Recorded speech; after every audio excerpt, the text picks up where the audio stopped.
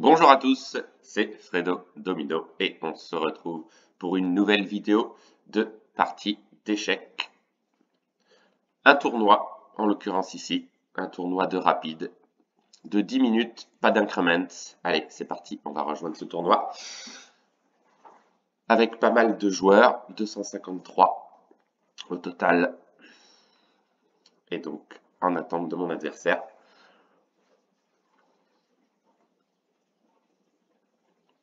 Et en espérant voilà, remporter de nombreuses parties. Donc là, ça me laisse le temps d'expliquer mes coups, puisque voilà, ce sont des cadences de tournoi relativement longues, même s'il n'y a pas d'increment. 10 minutes, ça me laisse le temps d'expliquer mes coups et les coups de l'adversaire, éventuellement.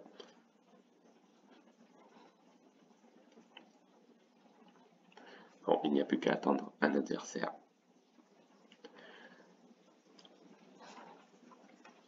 Et c'est parti, on joue contre Nartrex 1786. Ok, alors il commence par 4. Alors, 3 défenses sont possibles.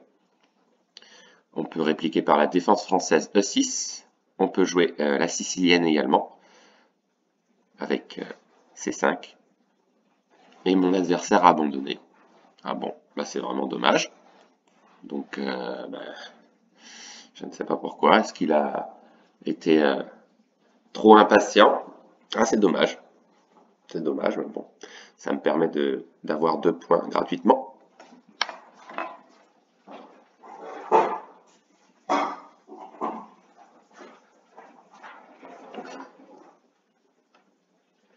Allez, prochain adversaire.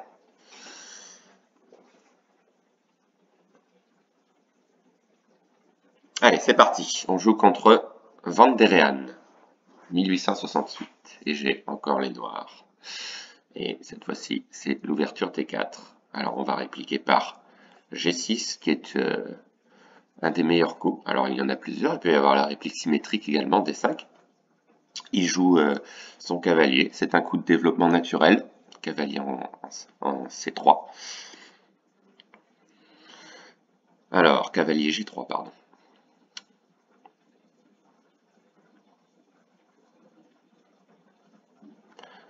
Ok, on va jouer D6.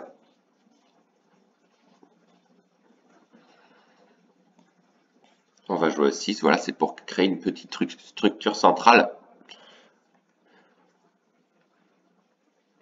Donc là, il prépare son fou en fianchetto pour pouvoir roquer par la suite. Bon, on va faire la même chose.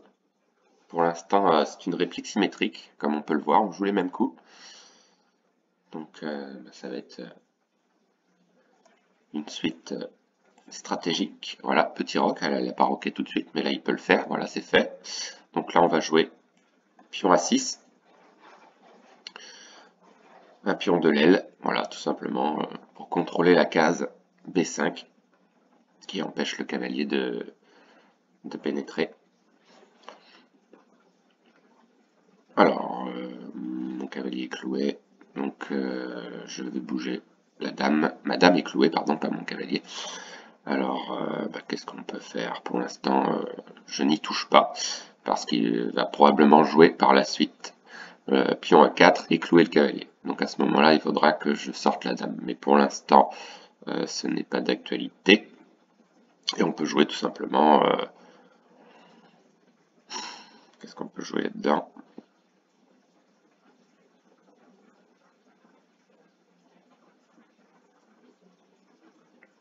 Je vais jouer dame D7. Voilà, tout simplement.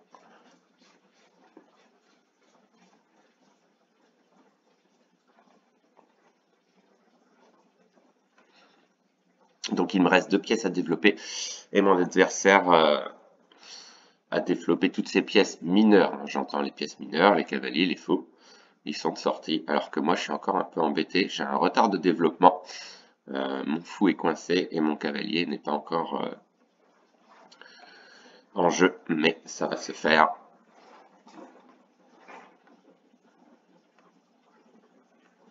Ok, il joue dame C2. Alors pourquoi, je ne sais pas pour l'instant.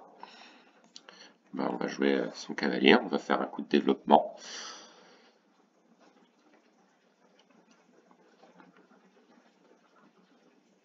Donc effectivement, il joue la tour ici, et c'est embêtant parce qu'il va avancer, et ben, je ne suis pas plus avancé non plus. Alors je vais redisposer mon cavalier ici, pour contrôler E5 au maximum. Et toutes mes pièces, voilà, vont pouvoir entrer en jeu maintenant. Donc je suis sur la défensive, certes, mais je tiens pour l'instant. Alors prendre le cavalier, moi ça m'arrangerait hein, de me débarrasser de son fou là. Je peux proposer l'échange des fous éventuellement également, en jouant fou F6, mais pas forcément, je peux avancer le pion, par exemple. Voilà, je renforcerai le centre avec cette avancée de pion.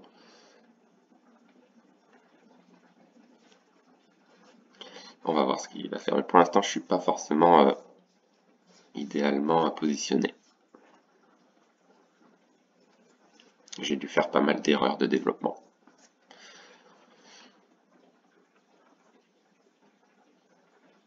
Allez, il faut que mon fou entre en jeu impérativement maintenant.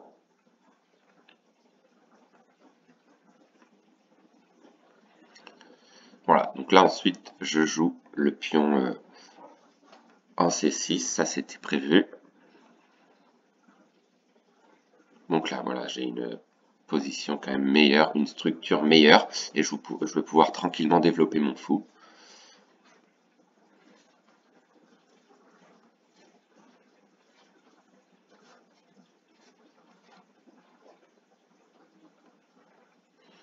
Ok, il avance. Donc en avançant son pion, il empêche le cavalier de contrôler la case. Donc moi, là, c'est la meilleure chose à faire, c'est tout simplement d'avancer le pion, voilà, tout simplement. Et mon fou qui n'est toujours pas développé, mais pas de panique. Alors ce qui peut être embêtant, c'est un coup comme Dame B3, voilà, si au cas où j'avance mon pion, il viendrait l'attaquer. Alors que moi, mon objectif justement, c'est de pousser ce pion pour pouvoir développer mon fou, mon deuxième fou en fianchetto. En fianchetto, je rappelle, hein, c'est un fou qui est retranché dans un coin. Voilà, je crois d'ailleurs que fianchetto veut dire coin en italien, si je ne me trompe pas. Et voilà, c'est là où le fou contrôle le maximum de cases quand il est dans un coin. Il contrôle toute une diagonale. Voilà, on va bientôt régler le problème de ce fou. Alors il joue un coup de cavalier, d'accord, pourquoi pas.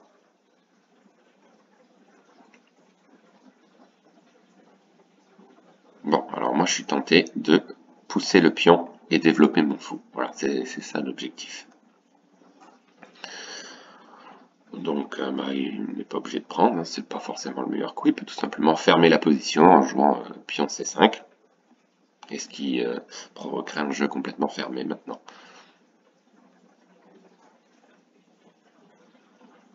Alors moi par contre je peux prendre, effectivement. S'il défend pas son pion, je peux prendre.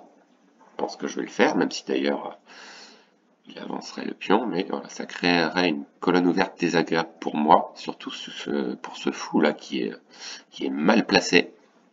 Il faut absolument que je règle ce problème de fou.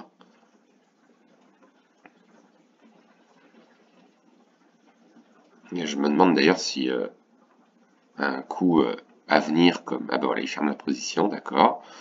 Je peux développer quand même mon fou, mais bon, ça va pas être extraordinaire tout ça. Non, je vais plutôt jouer pion A5. Voilà. Et jouer le fou ensuite en A6. Ce sera beaucoup mieux que en B7. Hein, parce que là, il contrôlera davantage de cases. Donc voilà, c'était prévu. Et je peux continuer mon avancée de pion en jouant pion, pion B4 par exemple. Et là, la case là sera contrôlée par le pion. C'est parfait, voilà, on continue d'avancer. Du coup, là, je me retrouve avec une meilleure structure maintenant. Donc là, qu'est-ce que je peux faire dans cette position? Faire attention à lorsque j'avance le pion, certes, il prend, et il ne pourra pas reprendre puisque mon pion sera protégé 3 fois, par le fou, par la tour et le cavalier. Moi, la question que je me pose, c'est si le jeu n'est pas fermé, effectivement. J'ai l'impression que c'est parti pour. Est-ce que ça m'arrange d'échanger le fou? Pourquoi pas en même temps, parce qu'il n'est pas forcément bien placé. Je pourrais prendre le cavalier, mais pour l'instant je le garde parce que je ne connais pas la suite. Alors moi mon idée c'était de jouer un coup un peu subtil, cavalier C7, pour contrôler, protéger le pion au maximum. Parce que je vous rappelle que là, la colonne de la tour est très gênante pour moi. Donc avant d'avancer le pion, moi je serais plutôt tenté par jouer ce coup. Mais je réfléchis, il pourrait très bien à ce moment-là jouer le fou ici et bloquer la position. Donc que faire? Proposer l'échange des cavaliers, ça peut être possible. On va voir. On va proposer l'échange des cavaliers. Et à ce moment-là, s'il prend, je reprends du pion. Et ensuite, je joue cavalier C7. Voilà. On va voir. Est-ce qu'il va accepter l'échange déjà? Alors, il refuse l'échange. Et dans ce cas-là, comme il refuse l'échange, je vais prendre le cavalier. Et ensuite, je vais jouer le coup que je voulais jouer. C'est cavalier C7. Alors, il pourrait toujours revenir ici. Mais je joue d'abord ce coup. Donc là, il peut reprendre avec le pion, mais ce serait une structure désagréable pour son roc, donc il va reprendre du fou très probablement. Alors, il réfléchit quand même, mais bon, il faut reprendre avec le fou, je ne vois pas d'autres coups intermédiaires, voilà. Et là, je joue ensuite cavalier C7, pour les raisons que je vous ai expliquées, c'est-à-dire essayer d'empêcher voilà, des pressions sur la colonne E, quoi, avec la tour. Et là, ensuite, ma tour va pouvoir se libérer, et je vais pouvoir jouer un coup comme tour E8, par exemple. Donc, il a joué le coup que je m'attendais, effectivement. Alors, dans ces cas-là, je peux tout simplement revenir ici, revenir en E8, et proposer l'échange dans ces cas-là, puisque son fou est attaqué 2 fois. Donc là, il peut refaire le même coup, rejouer G5 pour garder son fou. Moi, je le conseille de jouer ce coup-là, de garder son fou. Voilà, c'est ce qu'il a fait. Et je vais essayer de lui poser quelques problèmes. Alors, moi, j'en ai un, effectivement. Si j'avance le pion, je suis en train de réfléchir, son fou est un peu bloqué. Donc, est-ce que ce serait pas un bon coup? Je réfléchis quand même. Si j'avance, ben, je pense que c'est le meilleur coup, mais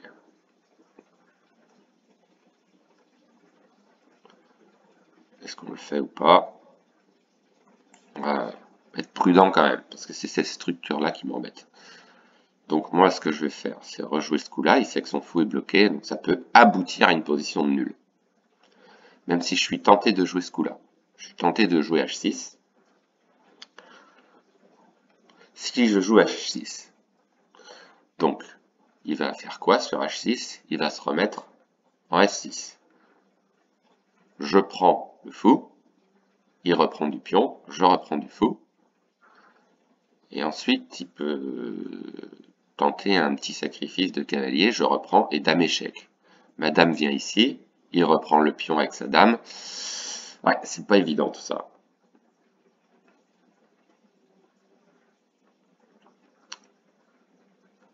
Ou alors j'ai un autre coup qui est pas mal, c'est mon fou justement, il peut venir ici. Il peut venir ici. Effectivement.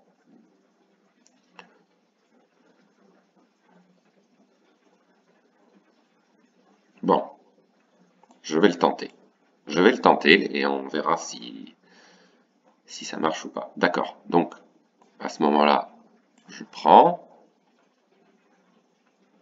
Voilà, très bien. Ok. Donc échec. Voilà, c'est ce que j'avais prévu de toute façon. Donc là, il peut venir avec la tour.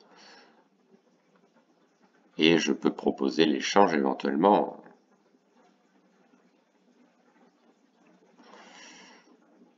D'accord, bon bah à ce moment-là, je suis obligé de bouger.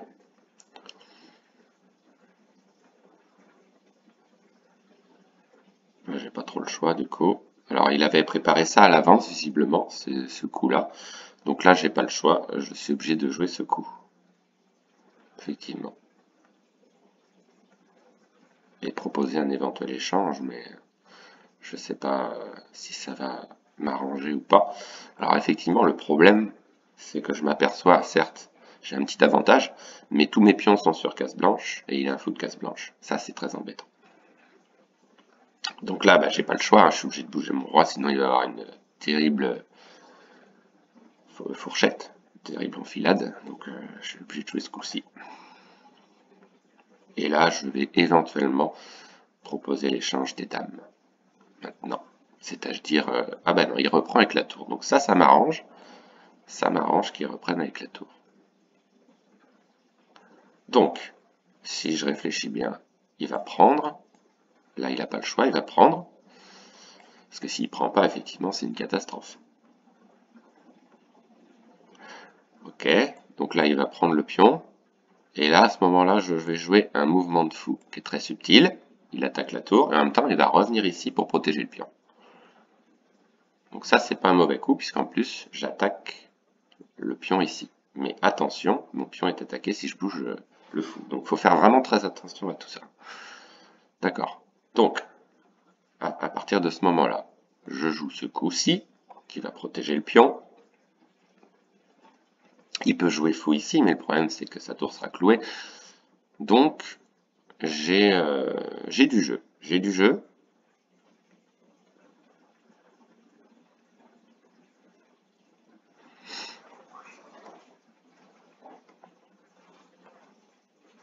La position est équilibrée maintenant. Donc, le coup de tout à l'heure, il fallait quand même réfléchir à prendre le fou. Et toute la suite de coups était cohérente en fait.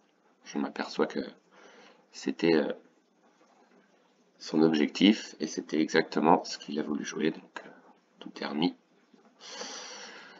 Alors, ce mouvement de tour, étonnant, il peut proposer l'échange des tours probablement, donc bah, pourquoi pas s'il veut. Hein.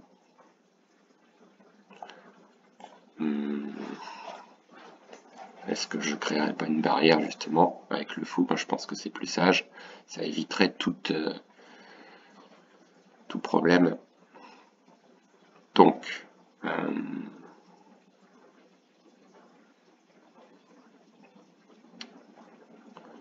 je vais jouer la sécurité, je pense que je vais jouer ce coup-là, le fou ici, et m'en prendre maintenant à son aile roi. Alors, il y a un coup qu'il faut faire, effectivement. Alors ça, je sais pas, est-ce que c'est un coup je m'attendais pas forcément. Je réfléchis quand même. Alors là, je vais tout simplement déplacer mon roi, maintenant. Voilà. Je déplace mon roi. Et là, il faut qu'il fasse attention parce que son pion est attaqué. Je ne sais pas s'il l'a vu du coup, parce que comme j'ai bougé mon roi, il protégera le pion. Donc, est-ce qu'il l'a vu? Il ne l'a pas vu. Donc ça m'avantage, effectivement. Il n'a pas vu ça. Donc s'il n'a pas vu ça, moi, je prends. Et du coup, là, il y a une terrible menace ici. Il l'a vu. D'accord.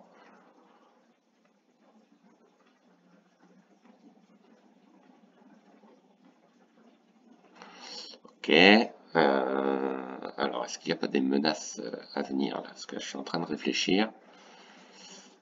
Alors oui, moi je vois une menace. Effectivement, je vais vous expliquer. Je vois tour G8 échec. Donc là, il n'y a qu'un seul coup pour lui possible, c'est de venir en F1 et ensuite je vais clouer sa tour. Mais là, je vais remporter la partie normalement. Donc voilà, le meilleur coup est ici. Donc, je joue échec. Voilà. Après, ben maintenant, je peux prendre sa tour sans aucun problème. Je réfléchis qu'il n'y ait pas de problème. Mais on va prendre sa tour. Voilà. Alors, j'ai plus beaucoup de temps à la pendule. Faut que je fasse attention. Voilà. Et ensuite, je vais y aller tranquillement. Remporter cette partie en me dépêchant un petit peu. Donc là, c'est gagné. Je ne peux plus la perdre, cette partie, c'est sûr, maintenant. Mon fou contrôle tout. Voilà, je reviens ici éventuellement. Et sans erreur, c'est gagné. Voilà.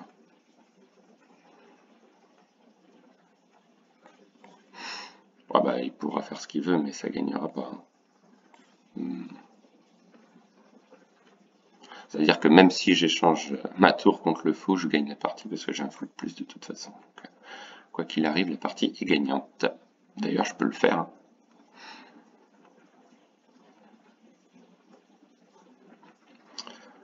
Bon, il me reste 47 secondes, mais voilà, sans erreur, c'est gagné.